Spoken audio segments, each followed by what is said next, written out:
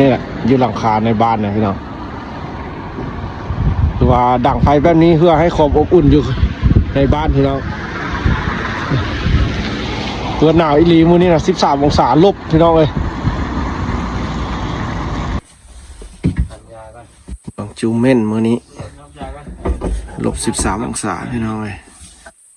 เดี๋ยวจักหน่อยสิพาเอาไปย่างเล่นนะพี่น้องเลยตอนอากาศ-13 องศาสิเป็นยังไงอยู่รัสเซียกับเมืองนี้จูเม่นพี่น้องเลย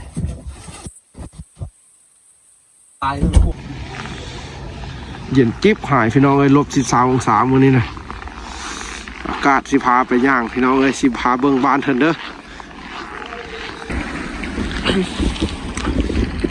จับโทรศัพท์มือจนเหนียวพี่น้องเลยเบิ่งมื้อนี้สิพาย่างอยู่ในหมู่บ้านของเขาเจ้าพี่น้องเลยอยู่รัสเซียเด้ออากาศ-13 องศาพี่น้องมื้อนี้เย็นคักโทรศัพท์จนเหนียวเบิ่งสิมีผู้คนออกมาย่างบ่เพิ่นสิอยู่จังไหนเนาะตอนอากาศลบแนวนี้พี่น้องคลายแรงลงมาละ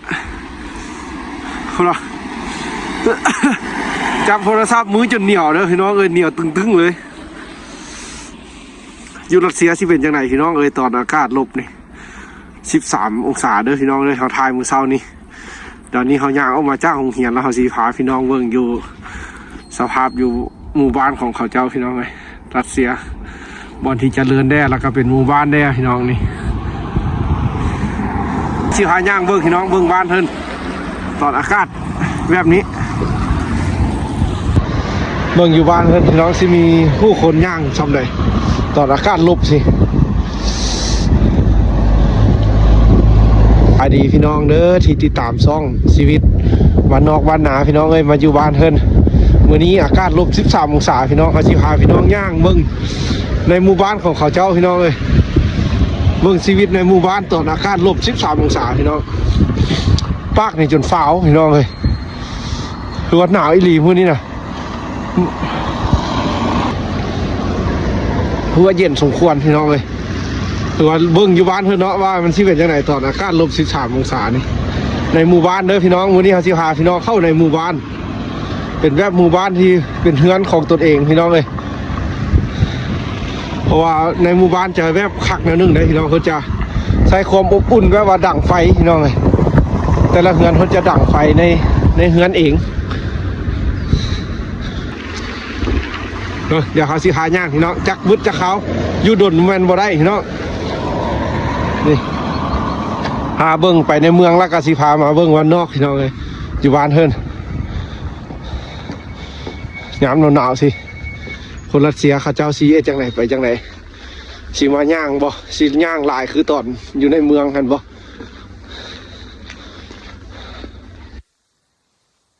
เป็นปลูกผักปลูกฝั่งนี่คือที่มันบ่ได้แล้วพี่น้องอยู่รัสเซียเนาะเจ้าคนซีจังไหนการเลี้ยงสัตว์น่าจะเลี้ยงในเฮือนแบบที่มีความอบอุ่นจังสิเลี้ยงได้พี่น้องอันนี้ถือว่าเป็นในหมู่บ้านเด้อพี่น้องในหมู่บ้านของเขาเจ้าเด้อที่แบบอยู่ติดกับตัวเมืองเนี่ยพี่น้องไม่ได้ห่างไกลกันไหนนี่คือด้านนั้นงานหลังนั้นเพิ่งจะใส่คอมอบอุ่นแบบดั่งไฟพี่น้องจะมีไอคอนออกอยู่แต่ละหลังแต่ละบ้าน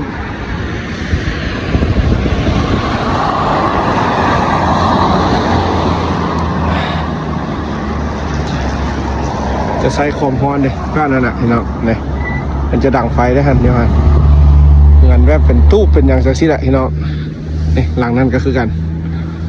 หลังนั้นก็ใส่คอมฮอนแบบโดยการดั่งไฟพี่น้องเอา15 ย่างเมื่อพี่น้องแถวแบบเป็นหมู่บ้าน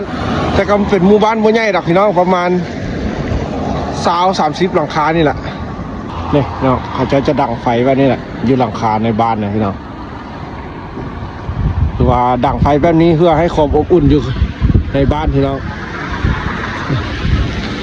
ตัวหนาวอีหลีมื้อนี้นะ13 องศาลบพี่น้องนี่คือว่าชีวิตอยู่ในหมู่บ้านพี่น้องที่เพิ่นบ่มีแอร์ท่อคมฮ้อนเพิ่นจะดั่งไฟอบอุ่นแนวนี้พี่น้องเดี๋ยวเขาสิพาย่างพี่น้องเบิ่ง บ้านเพิ่นเด้อวัฒนธรรม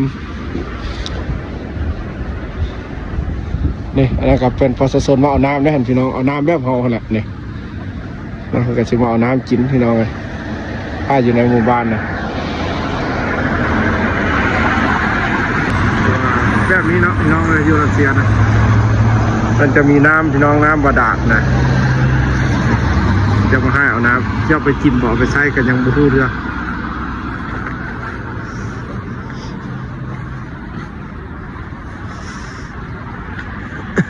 คือว่าชีวิตในหมู่บ้านก็สิเป็นอันนี้เนาะพี่น้องอยู่รัสเซียเด้อ เดี๋ยวสิพาย่างแวบเบื้องในหมู่บ้านพี่น้องนี่คนบ้านเฮินยามหนาวสิออกมาย่างบ่เนาะสิออกมาลิ้นบ่หรือให้สิอยู่แต่ในบ้านในซ่องนะเนาะโอ้สุดยอดพี่น้องเลยนี่เป็นชีวิตอยู่รัสเซียพี่น้องเลย โอ้เขาก็เป็นวัดเป็นไอพี่น้องเลยอากาศแจ้งจางปางพี่น้องอันตรายสุดๆแนวนี้นะ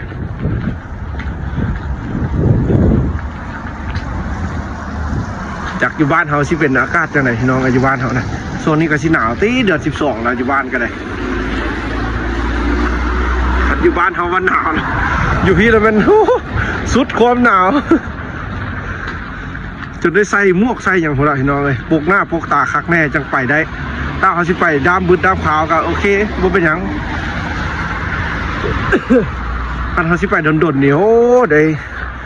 ใส่เครื่องหนาๆคักแน่เลยพี่น้องเลยฉะนั้นเอาชีวิตทิ่มละล่าแท้เลยเบิ่งเขาจับโทรศัพท์ในมือจนเหนียวพี่น้องเลยได้ใส่ศพมือคันบ่ใส่ศพมือถือว่าจับอยู่นอกบ่ได้พี่น้องนี่เม็ดหิมะบางๆสิอันตรายสุดๆพี่น้องเลยนี่คือว่าชีวิตอยู่ในหมู่บ้านเด้อพี่น้องเอ้ยอันนี้เป็นบ้านของเขาเจ้าพี่น้องเอ้ยบ้านเฮือนศาลของเขาเจ้าก็จะเป็นแบบนี้พี่น้องเอ้ย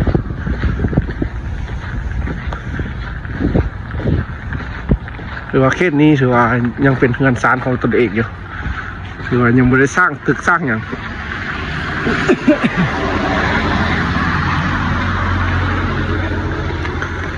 หาย่างพี่น้องเอ้ยเบิ้งเนาะตอนหนาวๆสิเป็นยังไงอยู่รัสเซียขอบใจพี่น้องเด้อที่เป็นห่วงเป็นใยติดตามครับชมชีวิตอยู่ทางนี้พี่น้องเอ้ยดินแดนหนาวรัสเซียนี่แต่ละบ้านนะนี่พี่น้องนี่จะมีทั่วคมห้อนออกสิ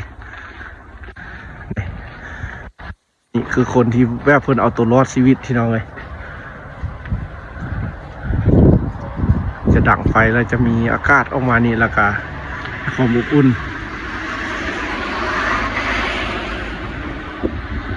คักๆที่น้องอยู่บ้านเถิดอันนี้คือเป็นชีวิตในหมู่บ้านเด้อพี่น้องเลยคนบ้านเถินเมืองเถินนี่เพิ่นก็ยังออกมาย่างอยู่นะว่ายังจุ่งมาน้อยย่างอยู่พี่น้องเนี่ยเบิ่งตะเวนไหมยังอยู่ผู้ใดตะเวนได้หันพี่น้องตะเวนยังอยู่ฟ้าผู้ใดนี่ยังหนาวกว่านี้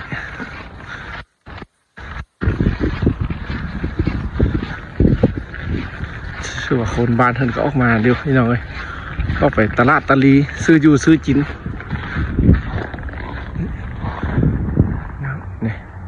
นี่ถือว่าเป็นในหมู่บ้านเลยพี่น้องในหมู่บ้านของ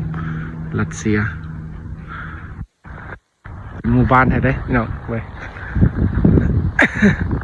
จะเป็นกลุ่มแบบอยู่ในหมู่บ้านเนาะแต่ว่าจะมีหมู่บ้านแด่มีตึกแด่สินะ